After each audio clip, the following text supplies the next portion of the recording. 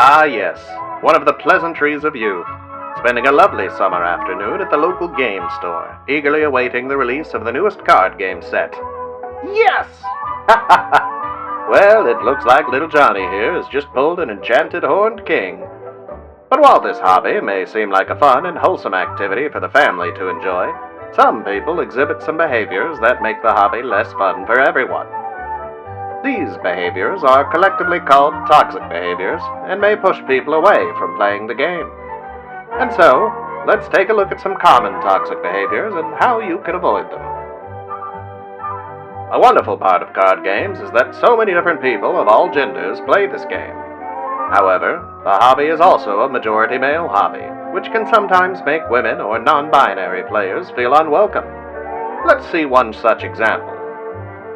Little Timmy here has just noticed that the player next to him is a woman he's never seen before. Seems like she's new to the store, looking for a cool place to hang out.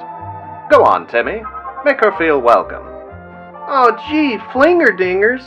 Did your boyfriend make that deck for you? Whoa, little Timmy, hold your horses. While you may have tried to make an icebreaker, you've actually committed several faux pas. Get it?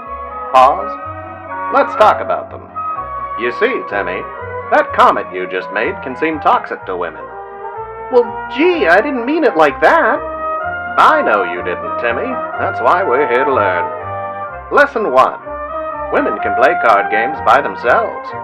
Especially in card games like Lorcana, women and non-binary individuals enjoy the game in larger numbers than other comparable card games like Magic and Yu-Gi-Oh! By asking a woman if her boyfriend made the deck for her, it not only insults her intelligence, it makes it seem like the only reason she would be into the game is because of her boyfriend. By making these kinds of statements, it makes her not want to come back to the store again and ultimately may drive her away from the game entirely. You don't want her to leave, do you? Nuh-uh. Well, then how about we try again, and say something a little nicer?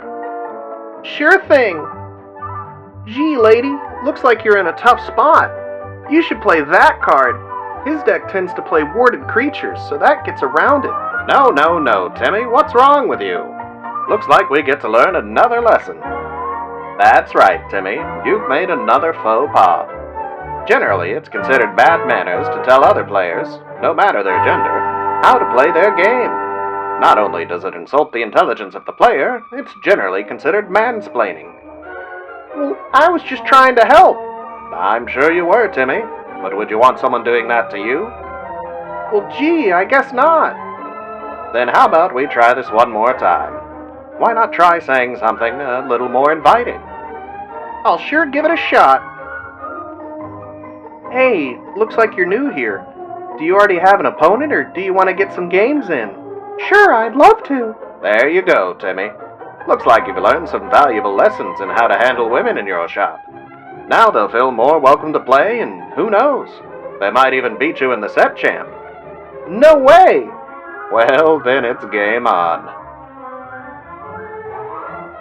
Now we come to one of the biggest types of toxic behaviors out there, cheating. Like with any sport, there's a thrill of winning and the bitter sting of losing. Accepting your losses is generally considered good sportsmanship. But with games that usually involve high stakes, some people may go out of their way to win in unfair ways. This is called cheating, and nobody likes a cheater. Whether in relationships or card games, cheating is always bad. But what is cheating? Are you a cheater? Let's examine some different types of cheating and find out. The first type of cheating is pretty well known across all types of major competitions and involves breaking rules clearly written in the game. These can include things like drawing extra cards. The rules clearly state that you can only draw one card at the start of your turn. Digging for more is a clear rules violation. Forgetting unfavorable mandatory triggers. Sometimes the opponent has a card that hurts. Let's look at Daisy Duck, which says your cards into the inkwell exerted. Little Timmy here is just one ink short of playing a maleficent dragon, and hasn't inked for turn. Ignoring Daisy Duck would help him win the game. Instead of following the rules, let's see what he does instead. I inkle a foo and play Mal Dragon, banishing Daisy. Oh, very slick, Timmy. You ignored a trigger and played a card, hoping your opponent wouldn't notice. But it appears Jane here has a trick up her sleeve. Let's see what she does. Judge! Oh, you're in for it now, Timmy. What seems to be the problem? My opponent inked and played a Maldragon, but that ink was supposed to come in exerted. Pick that card back up, Timmy, and exert that ink. This is your first warning. Yes, little Timmy here got caught trying to gain a small advantage, but thankfully we have a lot of trained and qualified judges that can monitor the situation. Remember, if you ever have any problems, just call a judge. They're there to help you. The other type of cheating isn't really cheating at all. Not in the strictest sense, anyway. While some plays may be legal according to the rules, they violate what players call the spirit of the game. But what is that? Well, the spirit of the game is a lot like sportsmanship in some aspects. Using moves or making plays that feel unsportsmanlike are considered violating the spirit of the game. Let's take a look at an older example. I play goat, gain a lore. Now I'm going to banish my broom to draw a card. Judge! Ow! What seems to be the problem? My opponent played a goat and wants to draw a card with broom, but he's missed his trigger window. What? No, both the marbles are in the bag. No, you had to resolve your optional trigger before the mandatory one. You don't get to banish broom and draw. I agree. Please revert board to the previous state. Okay. Well, Timmy, looks like you're in quite a pickle here. For the record, you're right. You should be able to order these marbles at the same time, since the triggers happen at the same time. Unfortunately, Jane gets an advantage if Broom is still on board. So essentially, Jane has used the rules and the judge to her advantage. This type of behavior is often called rule sharking and doesn't just happen when Maui's put in the playbook. You see, while rules exist to make games more fair, there can sometimes exist a loophole or a point of contention with how cards are meant to work and how they legally do. Some players who study these rules can take advantage of these discrepancies, which violates the spirit of the game. But what is the spirit of the game? Well, the spirit of fun, sportsmanship, and good competition. After all, you want to be the best, don't you? I sure do. Well, then you're going to have to do it legitimately. You can't be number one if you cheated your way there. You want to win based on your skill, don't you? I sure do. Attaboy. I sure do. That wasn't the question, Timmy. Just remember, don't cheat and don't rule shark. Card games are fun because of all the different people you get to play with, and if someone catches you cheating, they'll no longer want to play with you. Lastly, let's talk about exclusion. While we may have briefly talked about it in Chapter 1 with sexism, there are plenty more groups of people that love to play card games that may have a hard time fitting in. As stewards of this wonderful game we play, it's important for us to welcome them in. Let's take a look at a few examples. Little Timmy has just been paired with someone a quarter of his age. Looks like they purchased a starter deck earlier today. What a great chance to make a wonderful first impression. Let's see how Timmy handles it.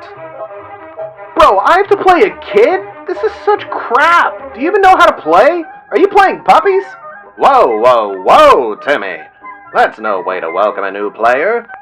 While league nights or locals might give packs per win, it's still a remarkably casual environment, which is the best way for new players to learn to play. Just like how you scared Jane away, getting frustrated by having to play children is toxic because you're assuming their skill level based on their age. This is equally true with old people. Remember, a 10-year-old won a DLC, the highest competition in the land. Have you even won a set champ, Timmy? No. Then how about we try it again and say something different? Okay. Gee, kid, what kind of deck are you playing? I'm playing the puppy deck. Oh, that sucks. Puppies are kind of trash in the meta right now, honestly. Like, I'll still play you, but you're gonna have a hard time. You just have no answers to... Timmy! Sorry. Timmy, this is another no-no. Just like how you don't tell people how to play their deck, you should avoid making comments about how good or bad their deck is unless they ask you for feedback. By making proactive comments about their deck, it can take away from the fun they have playing it. Part of this game is the expression of character and deck building styles. Perhaps one day a deck you never saw coming could destroy you. You wouldn't want him smack-talking your deck, would you? I guess not. Well then, let's give it one last shot, alright? Sure thing. Gee, kid, I haven't seen you before. What kind of deck are you playing? Puppies! Oh, right. I'm playing a Clarabelle deck. Good luck. Have fun. May the weight of my 99 puppies crush your sternum as you rot in the ground. What? Much better, Timmy. That was much more welcoming, and may encourage this guy to come back in another week. And so, in short, we've gone over a few behaviors some may consider toxic. But just to recap, don't be sexist. Women love this game too, and deserve the same respect. No cheating. Winning a game unfairly makes it worse for everyone. You're a good enough player, you should never have to. And be welcoming. Everyone wants a place to play games. Help make the place you want to be.